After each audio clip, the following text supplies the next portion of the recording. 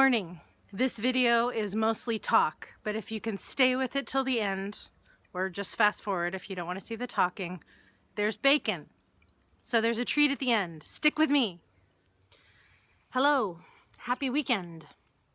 It was about 29 degrees this morning here, and the chicken water froze. So I had to chop up the water and make sure that the chickens had fresh water to drink. It always makes me feel like Laura Ingalls, Little House on the Prairie kind of stuff. And I know 29 is not very cold, but it was chilly. Last weekend I went to a class all about gardening in your watershed, for your watershed. And I thought it was such interesting information and so important that I would share it with you today. This is information that can help anyone in their garden, not just people in California, though we have a special interest in it because of our drought situation, which right now it actually seems a little strange to be talking about drought because we've had quite a bit of rain this year, and last year we did all right too. Of course, what's more important is snow, because the snow melt is what helps us keep our reservoirs full for the rest of the year. But I know that we're not the only people experiencing drought. I know that there have been sections of Tennessee, North Carolina that have been experiencing a lot of drought, and hence that horrible fire in the Smoky Mountains. So this is something that we should all be aware of, because wasting water it's just not an option anymore. And I think that the situation is only going to get harder over time. So this gardening for your watershed is not about the way your garden looks. We all want to have a pretty yard or a pretty garden, whatever that means to you. And that's great. But this talk was about function, about the function of your landscape and how it can be used to capture our greatest resource, which is precipitation. There's an airplane going above my head. There's some leaf blowing going on in this neighborhood. How I hate leaf blowers. So sorry about the ambient noise. Where do I want to start? If you live in Hawaii, you get several hundred inches of rain per year. If you live in New York, Brooklyn, New York, you get about 30 inches of rain per year. If you live in Kentucky, I think the average is 40-something inches of rain a year.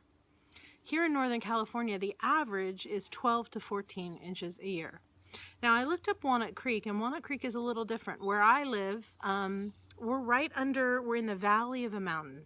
And that means we get colder temperatures in the winter than a lot of our surrounding areas, and we get warmer temperatures in the summer, but we also get a little more precipitation. We get about 20 inches, which is great, perfectly fine, enough to do whatever we want to do, mostly. And most of that water comes between the months of November and March. So, whereas those of you on the East Coast have a winter dormant garden, here in California we have a summer dormant garden. So in the summer, things aren't supposed to look that great. That's our dormant season. Unfortunately, not everything is covered by snow during that season, so it doesn't look as pretty as we want it to look. But we still need to be gardening for a summer dormant season. So this watershed conference was very interesting. There were probably 60 to 80 people. It was put on in San Jose at the San Jose Conservation Corps headquarters. And the talk was given by a woman from Southern California, where they have far less water than we have here. And I found it extremely helpful. And the morning was spent talking about what is a watershed garden. And the afternoon was spent in practical application with maps and grids in groups, trying to figure out how we could do this in practice. Most of the people there were professional landscapers. There were a lot of master gardeners. I think I was the only novice, amateur. I'm not a novice, but I am an amateur. I don't do this professionally. I just do this in my yard. I think it would have been great if there had been more people there who were like me, just people who want to do the best for their environment and have a nice garden. I learned that cool season grasses like Kentucky bluegrass, those are the benchmark water users that we use as our median for everything else that comes after it. So cool season grasses like bluegrass take 48 inches per year of moisture to look good. And so we're calling that 100% evapotranspiration. So let me actually start at the beginning. What is a watershed? Well, a watershed can be as big or as small as you can imagine. A watershed is a place where all the moisture that falls on it ends up in the same place. So, for instance, in our county, I looked this up. In our county, we have 28 watersheds in Contra Costa County. 28 watersheds. And gosh, it's fun to look up. I'm going to put some links down below in the show notes, because there are some fun things to look up about your own particular watersheds and the creek names. I mean, I found creeks that feed into our watershed called Murderers Creek or Pine Creek or Las Trampas Creek, all these wonderful names. And because we have Mount Diablo right over here to the east, we get a lot of water down off the mountain, and it all the water that falls in my watershed runs out to the bay. Now, the San Francisco Bay connects with something called the Suisun Bay, where the San Joaquin River comes in, and the Sacramento rivers too, but right now we're going to talk about the San Joaquin River coming in and meeting the San Francisco Bay in a place called the Carquinez Strait and Suisun Bay, and that's where all of our water goes. That's our watershed. So that's big. Or you can think about your watershed being your property. All of the rain that falls on your property ends up in the same place. That's a watershed. So if we make it a mini watershed, then we can look at our property and evaluate what's going on here without looking too much at the big picture, because that's a big project, and there are people who do that for a living. So I would like to look at my property with you and see if we can figure out ways to make it a more balanced watershed. And that is the goal, a balanced system. If you remember your biology cycles, there's precipitation, interception by plants, infiltration into the soil, percolation and saturation, and then evapotranspiration. So evaporation from the soil, transpiration from the plants together make evapotranspiration. Your cool season grasses are 100% evapotranspiration. My vegetable garden, 100% ET, we'll call it. But, so we already know that my vegetable garden is going to take as much water as a lawn. That's something to think about. Now, it's producing food for us and food for all the creatures, and a lawn doesn't really produce much of anything. So there's a difference there. But what that means, and what was really impressed upon me, is that the rest of my yard needs to make up for that vegetable garden. I need to capture, if I can, all of the rain that we need for the entire year, all of the precipitation that we need for the entire year. I need to capture it here on my property. And I'm not talking about rain barrels, although those are fine. That's 55 gallons? That's not much water. We could get bigger tanks, definitely something I want to explore, and we could use that for flushing our toilets or taking showers or doing our laundry. But that's not what we're talking about today. We're talking about how to capture all of that precipitation in our landscape. How do we do that? So let's talk about that next. Okay, I had to have a tea break.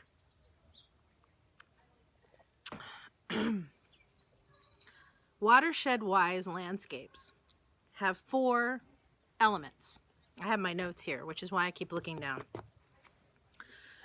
They have healthy soil. It's like a sponge. They capture rainwater, all of the rainwater they need for the entire year. There are climate-appropriate plants.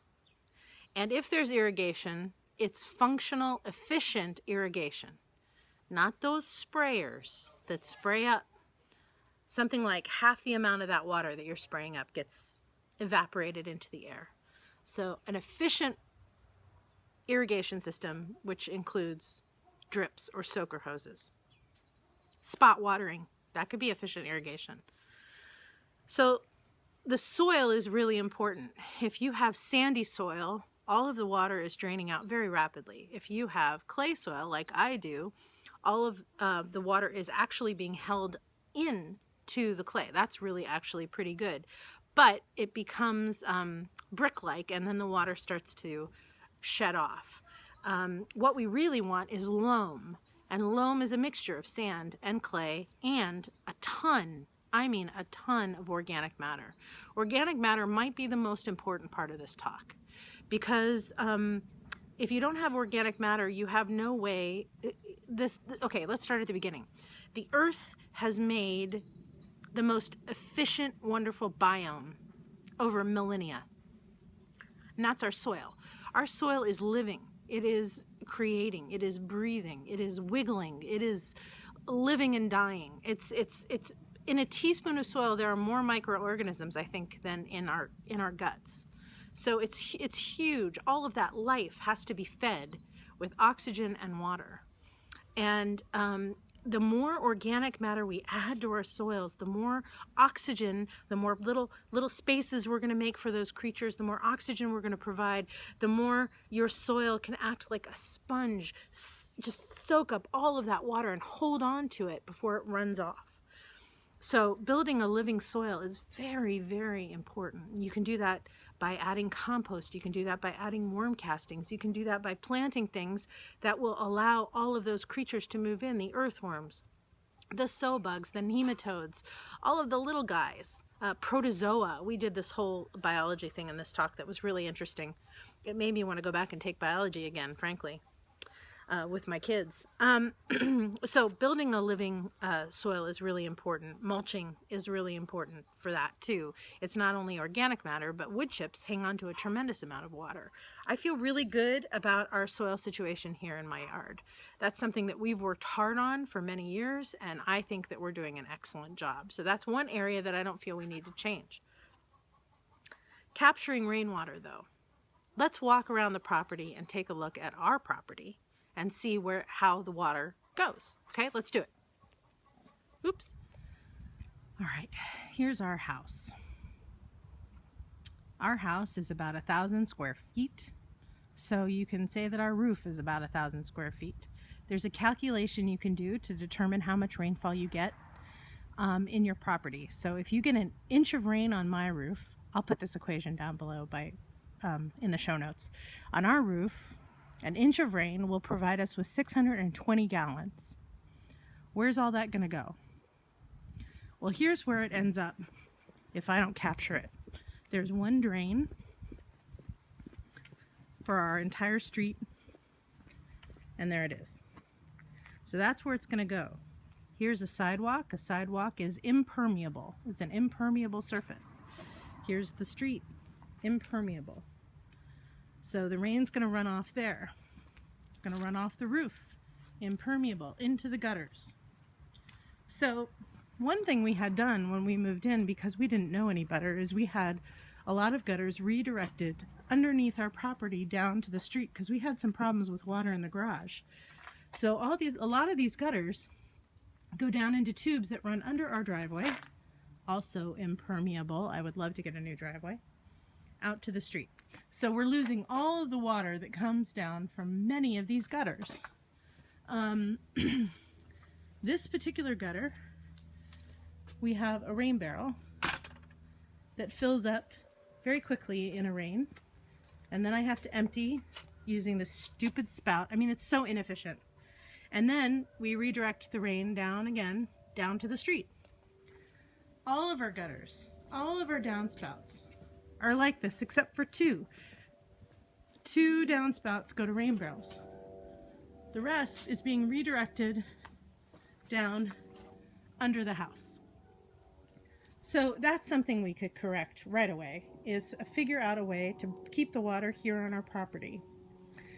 When we had this patio put in, we had French drains put in because the water was running into our garage. But this patio is also permeable, so that's good. Our patio has permeable spaces in between the bricks. That's really good. But our sidewalk and our driveway, completely impermeable. And of course, we mulched this entire yard. So that's great. This is not compacted. This soil is beautiful. It's living. It's not being disturbed. All of the mulched surfaces, that's permeable, and the water is being held in them. But we can go one better. And what we could do is build swales. So let's go over here and talk about swales, because I think this is probably the best place to talk about it. It's going to be hard back by the patio. Out here, I think we can definitely do it. All right, so here's the other rain barrel. We just had a rain, so that's full, so I need to redirect that spout. Now out here, let's get a bigger picture.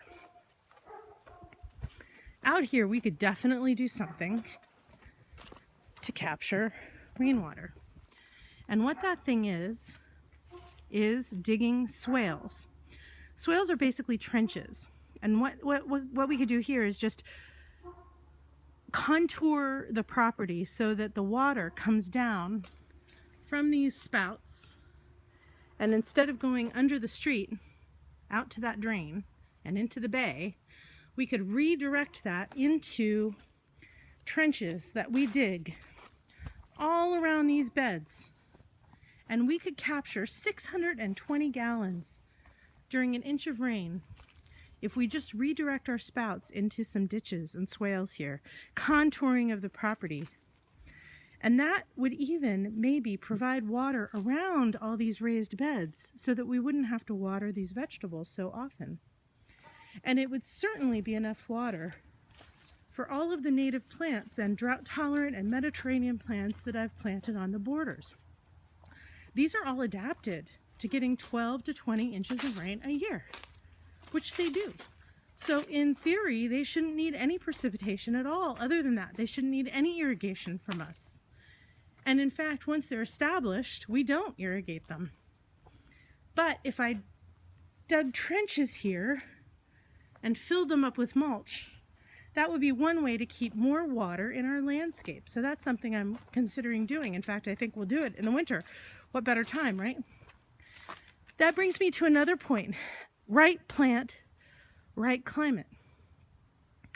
In fact, I want to show you with this manzanita that we have in the back. Boy, this is a long-winded video. Thank you for staying with me. So, native California plants are evolved to make it through our dry summers. And there are several ways they do this. They have sort of silvery leaves or fuzzy leaves. They have small leaves. Every leaf on every plant is a solar panel capturing the sun. But in the summer, these manzanita leaves have the ability to turn away from the sun, sideways.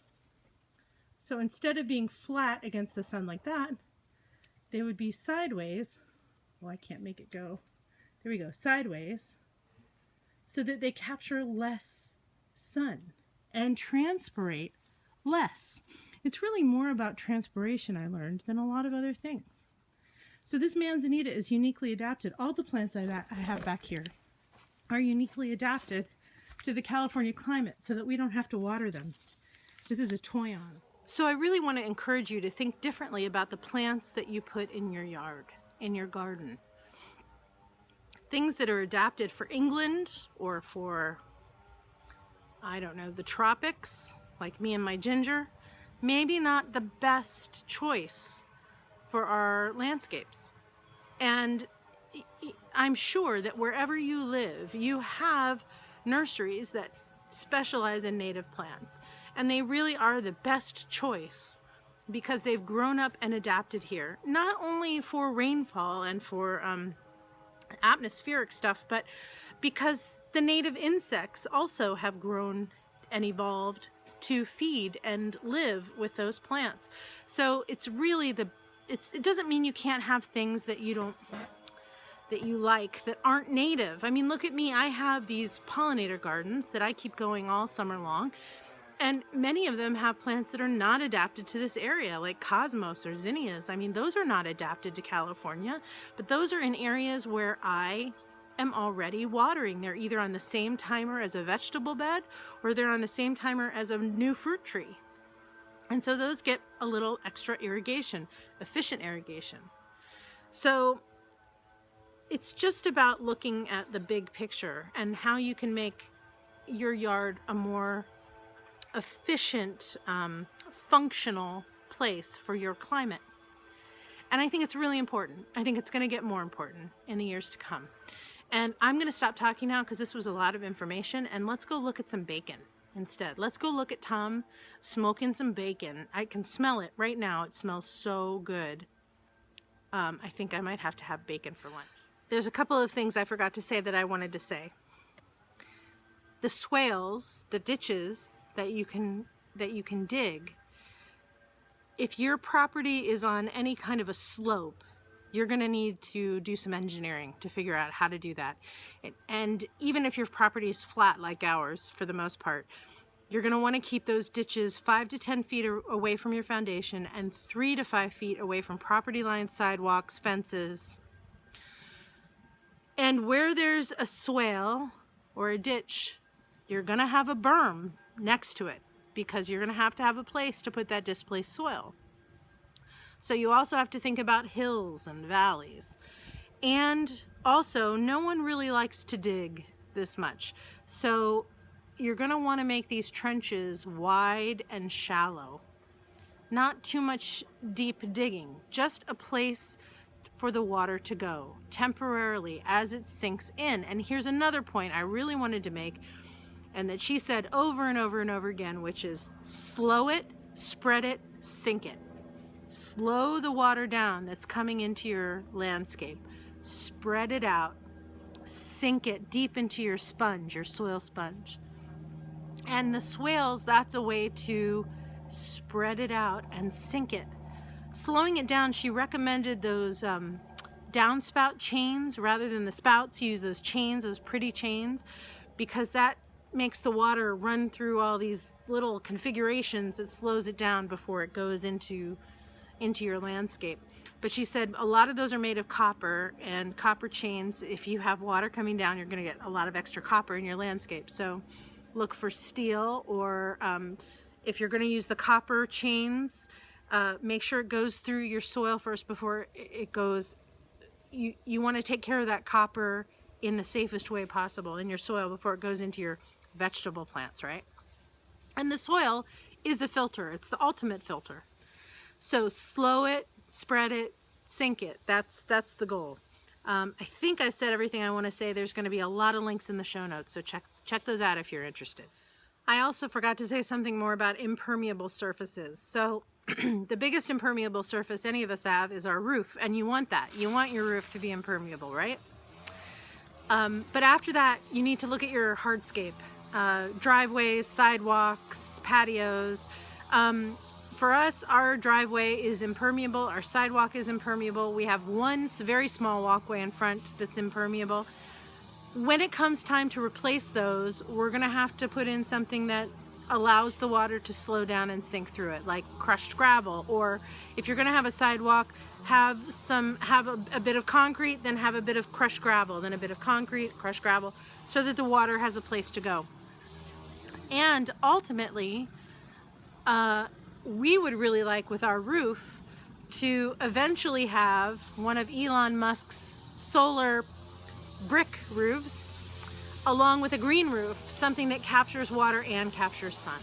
So those are things we're going to plan on in the future, budget for, and change when we have the time to do it. It's a week later now, and we're ready to finish up our bacon. You can see that there's a decent amount of moisture that's gotten pulled out of this pork. It's collected at the bottom of our bag. We've been faithfully flipping it every day as it's been sitting in the refrigerator. I'm going to take it out of the bag, rinse it off, and dry it real well so that when we put it in the smoker can attach to the pork. Okay, so we've got our smoker all lit up. It's time to smoke our bacon. The smoker's got a charcoal fire at the bottom of it, and then there's a pan of water that's sitting right up around here. That pan of water, it's kind of odd to think about having a pan of water sitting on top of a fire, but this pan of water helps regulate the temperature of the smoker and also adds a little bit of humidity. I'm just using regular Kingsford charcoal for this. Let's take a look at what's going on with the pork. So the pork is just where we left it. Remember, we washed off that, rinsed off the cure, and we let it dry. I've got a nice little gadget here for keeping track of things. It's a little temperature probe. It's got a nice metal wire coming to it to this temperature monitor here. You can see it's at refrigerator temperature, 39 degrees right now. And then there's a separate little remote control unit on this, so I can, go around and do whatever I want to do, and know what's going on with the bacon. So I'm going to go ahead and open up the smoker and get this going. Here's just a real quick shot before I put the lid on. You can kind of see maybe that pan of water at the bottom there. There's our pork sitting on there, and you can see a pretty voluminous amount of smoke coming out. I've got this little piece of tinfoil on the temperature probe. These things have a tendency to short out, so I kind of do a little piece of tinfoil to protect them. One more quick thing. There's a charcoal fire that's lighting the bottom of the smoker, but of course there's got to be some kind of wood making the actual smoke. You're using a hardwood. I'm using hickory today, but applewood would be another good choice for having some nice applewood smoked bacon.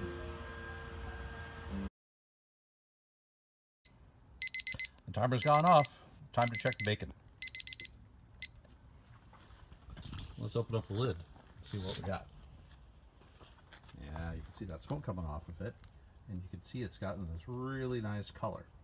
Let's pull it off the grill. I'm going to go ahead and take my temperature probe out. Here. Put that to the side. Just drop that for a sec. And then we'll pull this off. And now what we're going to want to do is let this cool off. And then we'll slice it up. Now, sometimes when you get the pork belly, it'll come with the skin still on this part. And if that's what you've got, now's a good time to peel that skin off, because the fat's all nice and soft, and it's easier to pull it off at this point. This happened to already come with the skin off, so we don't have to worry about that. We're just going to put this back in the kitchen, let it cool off, then we'll slice it up. Okay, our pork belly's had a chance to cool down. Now it's time to slice it up. I don't have a meat slicer, so I'm just going to use a knife. And I'm going to wind up with bigger slices, thicker slices than what you're used to getting in the store. But that's all right. It tastes good. Let's get going.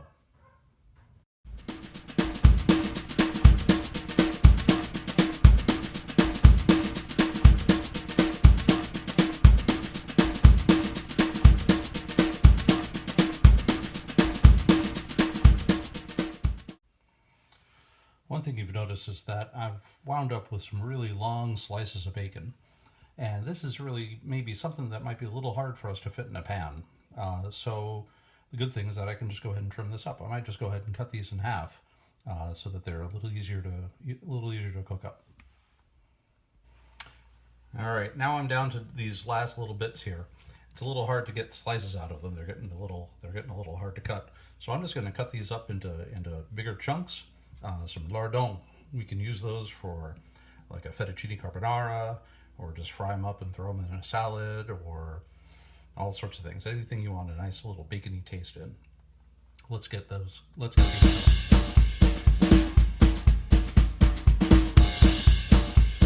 All right, and here we go. We're all wrapped up. I've got them all bagged up. I'm going to put some of this bacon in the freezer and save it for later. We'll do that with these lardons too. But we'll put some of this bacon in the refrigerator. Now, what's that sound? That's the sound of bacon frying. We're going to try a little bit of this right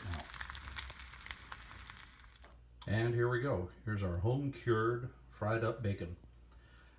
You'll notice if you make home-cured bacon that if you're a fan of really super crispy bacon, you're not going You're not going to get that. Part of that's a combination of the fact that we've got a thick slice here, thicker than what you're used to.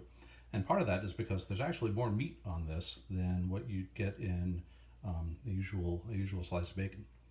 All right, well, that wraps up this week's walkthrough. This is not the end of talking about pork, though.